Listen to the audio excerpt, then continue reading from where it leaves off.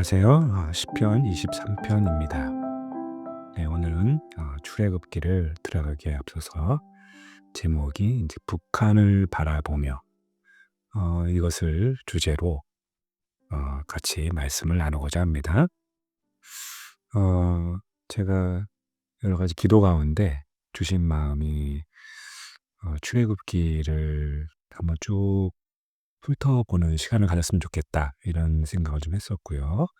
그리고 두 번째로는 성경을 따라서 그리고 출애굽 사건들을 쭉 따라가면서 떠오르는 게 그 북한이 좀 떠오르더라고요. 사실 이제 출애굽기라는 게 창세기 다음에 나오는 중요한 그 성경 말씀 중에 한 권이죠. 그리고 창세기는 어떻게 보자면 그 66권의 성경 말씀의 압축본 같은 역할. 예, 그래서 뒤에 나올 모든 내용의 어떤 그 원본이 되는, 근원이 되는, 뿌리가 되는 바로 창세기라고 할 수 있다고 하면은 출애굽기는 아무래도 그 우리가 가장 중요한 핵심적인 이 구원에 대한 이야기, 이것을 다루고 있는 정말 중요한 성경 책 중에 하나라고 볼 수가 있을 것 같아요.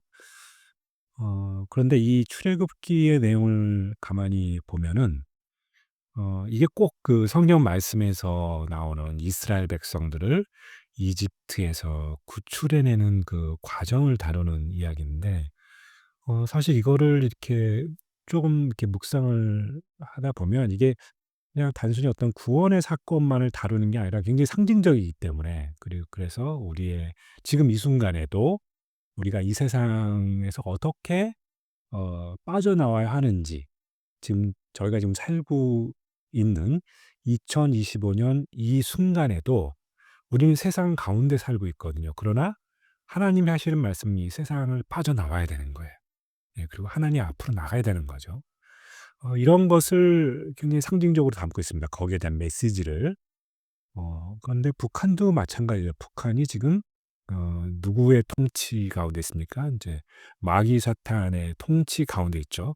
하나님의 통치라고 볼 수가 없고요. 북한 안에도 물론 그 교회가 있긴 하지만 사실상 어떻게 선전용 교회라고 해야 될까? 하여튼 뭐 그런 상황이라고 보여집니다. 제가 뭐 직접 자세히 아는 거는 아니지만요. 그러나 그 저희 민족을 향한 아버지 하나님의 마음, 이것을 생각할 때는 정말 북한이 전 중요하다고 생각을 합니다. 그리고 나만 이 땅을 살아가는 그리스도인들에게 저 북한은 굉장히 여러 가지 감정을 떠올리게 하는 그런 부분들이 있어요, 분명하게. 저는 개인적으로 교회에서도 이제 북한 관련된 사역을 뭐 잠시 좀 하긴 했었습니다. 그리고 이제 지금은 용어가 바뀌긴 했는데 처음에 옛날에는 이제 탈북민이라고 했지만 지금은 이제 세터민이라고 하죠. 그래서 세터민이 이제 남한에 와서 얼마나 고생을 하고 힘든 일들을 경험하게 되고 또 여기까지 오기까지는 더 큰 일들을 겪게 되죠. 우리는 그것을 상상할 수가 없습니다. 저희는 남한에 있는 사람들은 겪어보지도 않았고 이제 말로는 듣긴 하지만 저희는 당사자가 아니죠. 그들이 정말 목숨을 걸고 넘어올 때 이게 출애굽 사건 같은 거죠. 그래서 많은 사람들이 많은 세터민들이 이 땅에 와서 간증도 하고 뭐 여러 가지 그 고백도 하고 또 유튜브 같은 데 보면은 그 탈북 이야기 과정 같은 거 이런 것들도 종종 나옵니다. 저는 가끔 그런 프로그램 보는 보기도 하고요. 그리고 뭐 제가 북한 사역할 때는 인제 그 세터민들이 와서 그 하나원이라고 하는 곳에 가기도 하죠. 인제 국내에 두 군데가 있습니다. 하나는 인제 화천에 있고 또 하나는 인제 안성에 있는데 어 그런 것들을 겪어보면서 그 마음을 주셨던 것 같아요. 근데 그러니깐 남한에 사는 그리스도인들에게는 이게 하나님이 주시는 숙제인 거죠. 예, 우리가 북한에 있는 그리스도인들을 품고 섬기고 또 도와준 함께 사랑하는 어 좀 사명이 저희한테 있지 않는가. 그런 생각도 좀 하게 되고요. 그리고 어떻게 보면은 지금도 인제 북한 안에 지하 교회가 있다고 합니다. 저도 들은 얘기예요. 예. 그분들이 진정으로 정말 하나님께 예배드리고 싶어 하고 또 하나님 성경 말씀을 보고 싶지만 볼 수 없는 그런 상황들, 가끔은 유튜브로도 흘러나오긴 하지만 어쨌든 이게 이 땅에 살아가는 나는 그리스도인들에게는 어 정말 숙제와 같은, 그리고 어쩌면 우리는 너무나도 편한 세계에 머물러 있다고 한다라면은 북한에 있는 지하교회 분들은 지금도 생명을 걸고 예배를 보는 거죠. 그렇듯이 그분들의 오히려 우리보다 더 강한 믿음을 갖고 있고, 저도 건너들은 얘기지만 오히려 북한에 있는 그리스도인들이 남한 사람들 걱정을 하더라.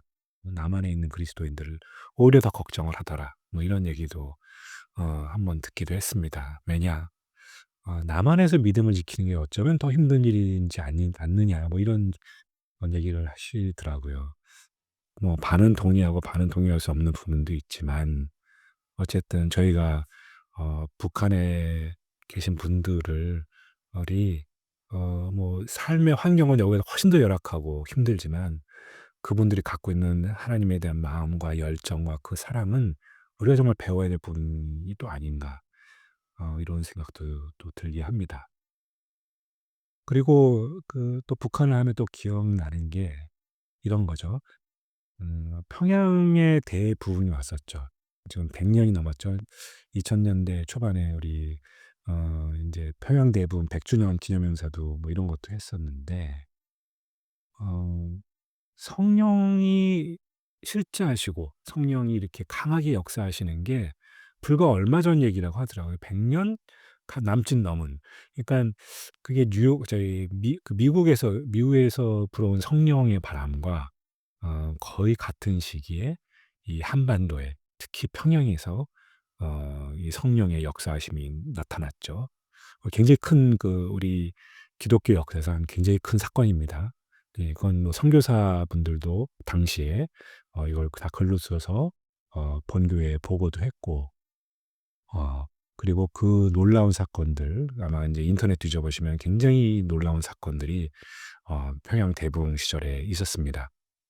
그리고 이 대부흥 사건, 성령님의 강림하심이 어 그 이전 우리가 2000년 동안 이런 일이 없었지만 그 한국과 미국에서 이제 성령의 나타나심과, 영국도 있었죠. 하여튼 이런 교회가 있는 곳에 강한 역사하심이 있었다라는 게 인제 증거되고 있는 거죠.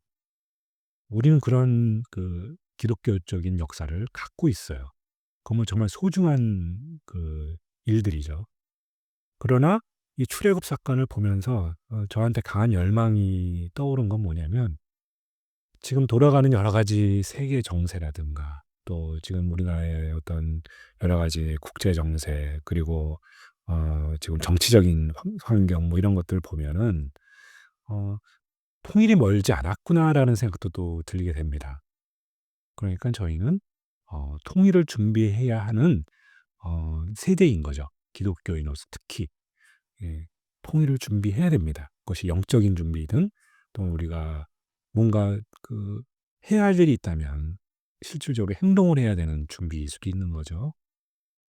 그래서 이 '통일을 준비하는 시점이 되어 있다.'라는 것이 굉장히 중요한 이야기가 될 것 같고, 그리고 평양 대부흥은 우리가 말세가 되면은 더욱더 강한 은혜의 시대라고 하죠. 은혜의 시대가 오고 성령님이 더욱더 강한, 그리고 모든 기독교인들에게 이 성령의 기름 부음이 부어지는 시간이 다가온다는 거죠.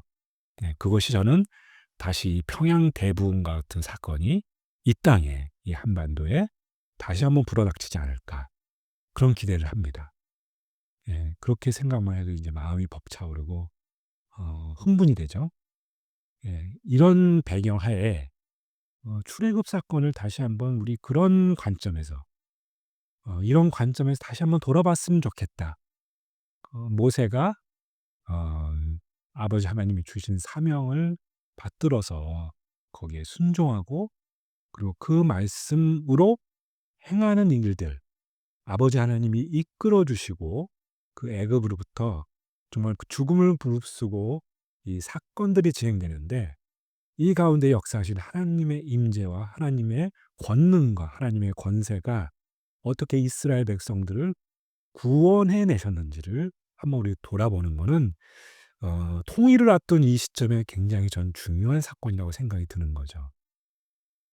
그래서 다시 한번 우리가 출애굽기를 보면서 우리가 북한을 품고, 또 북한에서 일어나는 그 사건이 이 출애굽 사건과 같은 그런 일들, 모세와 같은 리더가 세워지고, 그 그로 말미암아서 정말 이 북한으로부터 탈출할 수 있는, 뭐 지역을 말하는 게 아니라 지금 그 땅 가운데 있는 사단의 세력으로부터 승리를 얻어내는 이런 사건이, 영적인 사건이, 또 육체적인 사건이, 또 그 땅에 복음의 문이 열리고 하나님의 말씀이 선포되어져서 그 땅에 진정한 예배가 찾아오고 교회가 세워지는 꿈을 꾸면서 이 출애굽기를 돌아봤으면 좋겠다. 뭐 이런 마음이 듭니다. 이런 마음으로 저와 여러분들이 이제 매주, 이제 몇 주가 될지는 모르겠지만 출애굽 말씀을 같이 묵상하며, 또 같이 나누며, 그리고 그 소망을 저희 마음 가운데 품는 거죠. 그리고 그 소망을 붙들어서 정말 그 꿈이 이루어지기를, 눈물로 지금도 저 지하교회에서 기도하는 수많은 우리 하나님의 백성들을 생각하면서 그들을 우리가 기도로, 또 마음으로, 사랑으로 품는 시간이 되었으면 좋겠습니다. 함께 기도하시겠습니다. 하나님 아버지, 저희 마음 가운데 저 북한을 품는 소망을 허락하여 주셔서 감사합니다. 이 출애굽기를 보면서 아버지 하나님이 저 북한을 향한 꿈이 무엇인지, 소망이 무엇인지를 알게 하시고 깨닫게 해주셔서, 아버지 하나님, 저희가 그 소망을 꼭 붙는 아버지 하나님의 백성이 되게 하여 주시옵소서.